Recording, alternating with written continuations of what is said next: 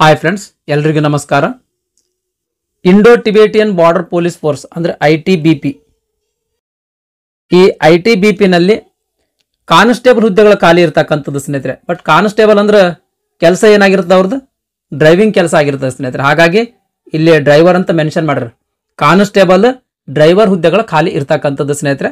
ಈ ಹುದ್ದೆಗಳ ನೇಮಕಾತಿಗಾಗಿ short notification ಹೊರಡಿಸಲಾಗಿದೆ. ಈ ನೋಟಿಫಿಕೇಶನ್ ಸಂಪೂರ್ಣ ಮಾಹಿತಿ ಈ ವಿಡಿಯೋದೊಳಗಿರುತ್ತೆ. ಹಾಗಾಗಿ ವಿಡಿಯೋ ಸ್ಕಿಪ್ ಮಾಡಲಾರ್ದಂಗೆ ಕೊನೆ ತನಕ ನೋಡ್ರಿ. ಪುರುಷ ಅಭ್ಯರ್ಥಿಗಳು ಮಾತ್ರ ಈ ಹುದ್ದೆಗಳಿಗೆ ಅರ್ಜಿಯನ್ನು ಸಲ್ಲಿಸತಕ್ಕದ್ದು ಸ್ನೇಹಿತರೆ. ಮಹಿಳಾ ಅಭ್ಯರ್ಥಿಗಳ ಈ ಹುದ್ದೆಗಳಿಗೆ ಅರ್ಜಿ ಸಲ್ಲಿಸ್ಲಕ್ಕೆ ಎಲಿಜಿಬಲ್ ಇರಂಗಿಲ್ಲ ಸ್ನೇಹಿತರೆ. ಇದು ಗ್ರೂಪ್ ಸಿ ಹುದ್ದೆ ಆಗಿರ್ತದೆ. ಇದು ಗ್ರೂಪ್ ಸಿ ಹುದ್ದೆಯಾಗಿರ್ತದೆ. ಪ್ರತಿ ತಿಂಗಳಿಗೆ 21,700 ರೂಪಾಯಿ ಪೇಮೆಂಟ್ ಇರ್ತದೆ ರೀ. ಪ್ರತಿ ತಿಂಗಳಿಗೆ 21,700 ರೂಪಾಯಿ ಪೇಮೆಂಟ್ ಇರ್ತದೆ.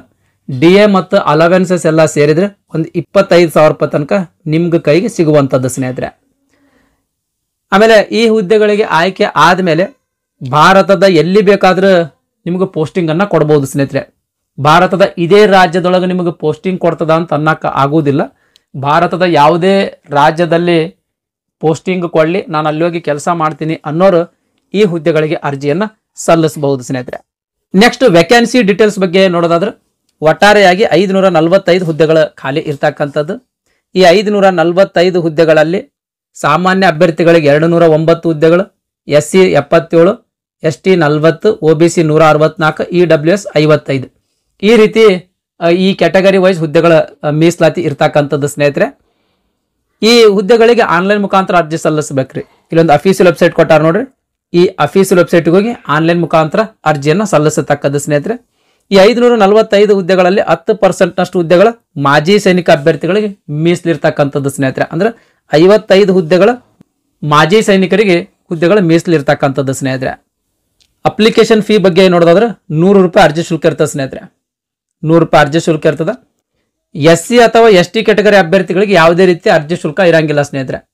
SC ಅಥವಾ ST ಕ್ಯಾಟಗರಿ ಅಭ್ಯರ್ಥಿಗಳಿಗೆ ಯಾವುದೇ ರೀತಿಯ ಅರ್ಜಿ ಶುಲ್ಕ ಇರಂಗಿಲ್ಲ ಸ್ನೇಹಿತರೆ.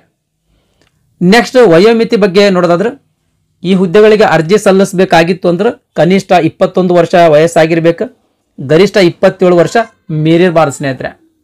ಈ 27 ವರ್ಷದ ಮೇಲೆ ಇನ್ ಅಡಿಷನ್ ಆಗಿ ಏಜ್ ರಿಲ್ಯಾಕ್ಸೇಷನ್ ಕೂಡ ನೀಡಲಾಗ್ತದೆ.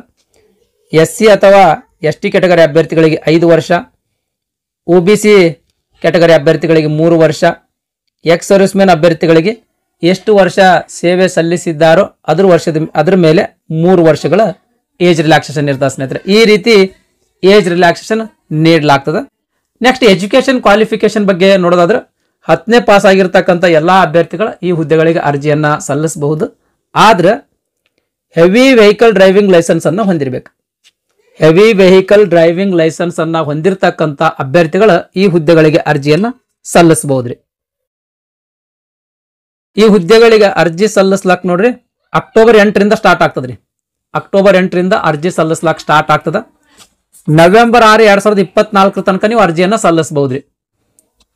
ಇದಿಷ್ಟು ಈ ITBP ಇಂದ ಹೊರಡಿಸಿರ್ತಕ್ಕಂಥ ಶಾರ್ಟ್ ನೋಟಿಫಿಕೇಶನ್ ಬಗ್ಗೆ ಸಂಪೂರ್ಣವಾದಂಥ ಮಾಹಿತಿಯಾಗಿತ್ತು. ಈ ವಿಡಿಯೋ ನಿಮ್ಗೆ ಇಷ್ಟ ಆಗಿತ್ತು ಅಂದ್ರೆ ದಯಮಾಡಿ ಲೈಕ್ ಬಟನ್ ಮೇಲೆ ಪ್ರೆಸ್ ಮಾಡ್ರಿ. ಅದೇ ರೀತಿ ನಿಮ್ಮ ಫ್ರೆಂಡ್ಸರಿಗೂ ಕೂಡ ಶೇರ್ ಮಾಡ್ರಿ ಅಂತ ವಿನಂತಿಸಿಕೊಳ್ತಾ ಇವತ್ತಿನ ವಿಡಿಯೋವನ್ನ ಮುಗಿಸ್ತಾ ಇದ್ದೀನಿ. ಧನ್ಯವಾದಗಳು.